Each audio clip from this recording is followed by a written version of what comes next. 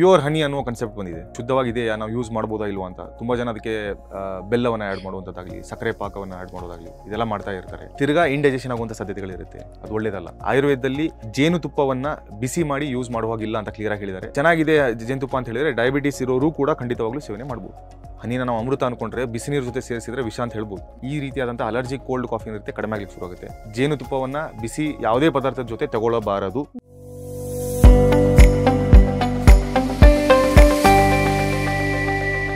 ಹನಿ ಅಥವಾ ಜೇನುತುಪ್ಪದ ಬಗ್ಗೆ ತುಂಬಾ ಜನಕ್ಕೆ ಮಿಸ್ಕನ್ಸೆಪ್ಷನ್ ಇದೆ.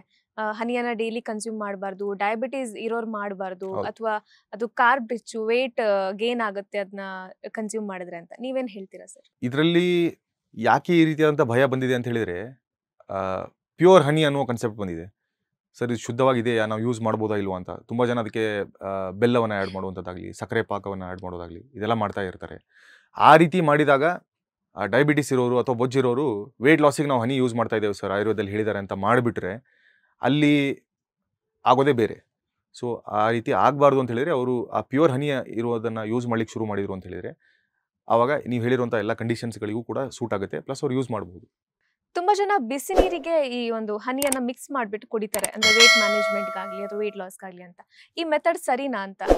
ಇಲ್ಲ, ಈ ಮೆಥಡ್ ನಾವು ಎಲ್ಲ ಆಯುರ್ವೇದದಲ್ಲಿರುವಂತಹ ಫ್ಯಾಮಿಲಿ ಏನಿದ್ದೇವೆ ನಾವೆಲ್ಲರೂ ಕೂಡ ಇದಕ್ಕೆ ಅಪೋಸ್ ಮಾಡ್ತೇವೆ, ಯಾವಾಗಲೂ ಕೂಡ ಅಪೋಸ್ ಮಾಡ್ತೇವೆ.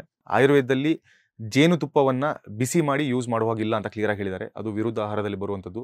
ಸ್ಲೋ ಪಾಯ್ಸನಿಂಗ್ ಕನ್ಸೆಪ್ಟ್ ಬರುತ್ತೆ ಅಲ್ಲಿ.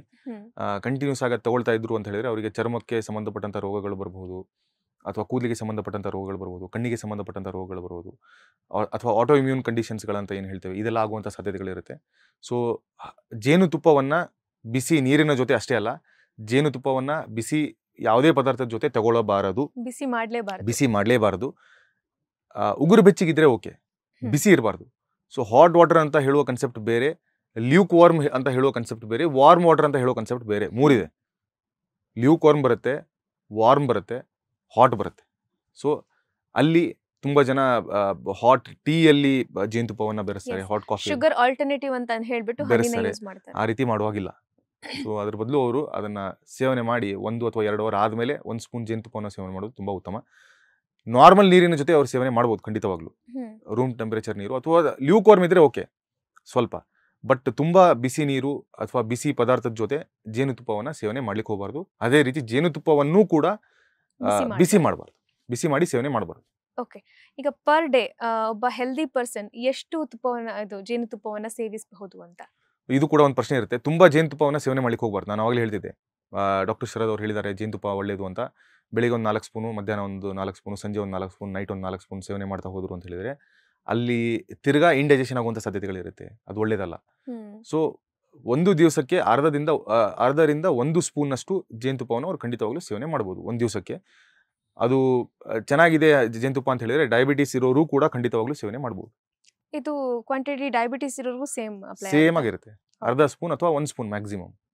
ಈಗ ವೇಟ್ ಲಾಸ್ ಆಗಬೇಕು ಅಥವಾ ವೇಟ್ ಮ್ಯಾನೇಜ್ಮೆಂಟ್ ಮಾಡ್ಕೋತಿರೋರು ಯೂಶುವಲಿ ಕಾರ್ಬ್ಸ್ ನ ಅವಾಯ್ಡ್ ಮಾಡ್ತಾರೆ ಅಲ್ವಾ? ಸೊ ಹನಿ ಕೂಡ is rich in carbs. So honey consumption ಮಾಡೋದ್ರಿಂದ ಏನು ವೇಟ್ ಗೇನ್ ಆಗೋ ಸಾಧ್ಯತೆ ಇಲ್ಲ ಅಂತಾನ? ಸೊ ಇಲ್ಲಿ ಹನಿಯಲ್ಲಿ ಹಲವಾರು ಟೈಪ್ಸ್ಗಳಿದೆ ಆಯುರ್ವೇದದಲ್ಲಿ ಹೇಳಿರುವಂಗೆ. ಅದು ತುಂಬಾ ದೊಡ್ಡದಾದಂಥ ಡಿಸ್ಕಷನ್, ಮತ್ತೆ ಯಾವಾಗಾದ್ರೂ ಮಾಡೋಣ.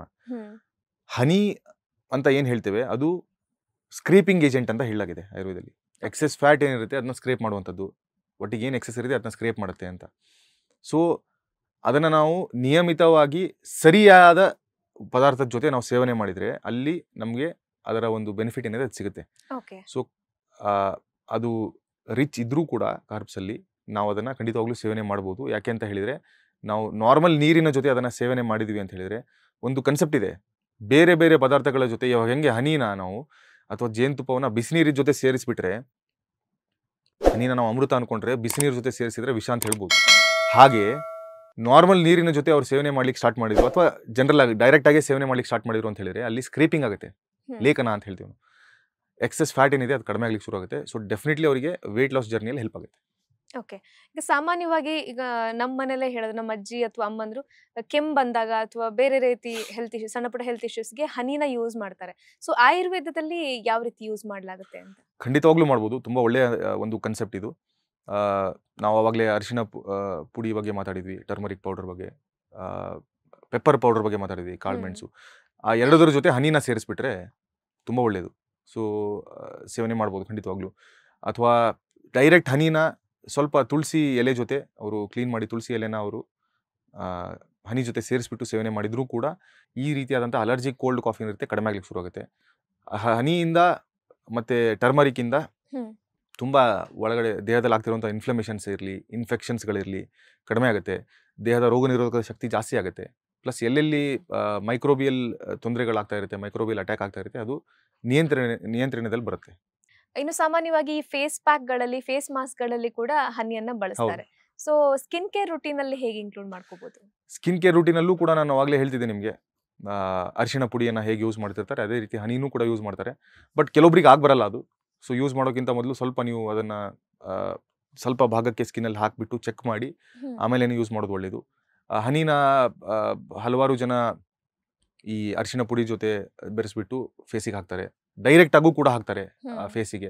ಆ ರೀತಿನೂ ಕೂಡ ಅವರಿಗೆ ಬರುತ್ತೆ ಅಂತ ಹೇಳಿದರೆ ಖಂಡಿತವಾಗ್ಲೂ ಯೂಸ್ ಮಾಡ್ಬೋದು. ಅದರಿಂದ ನಾನು ಹೇಳಿರುವಂಥ ಎಲ್ಲ ಬೆನಿಫಿಟ್ಸ್ಗಳು ಆಗುತ್ತೆ.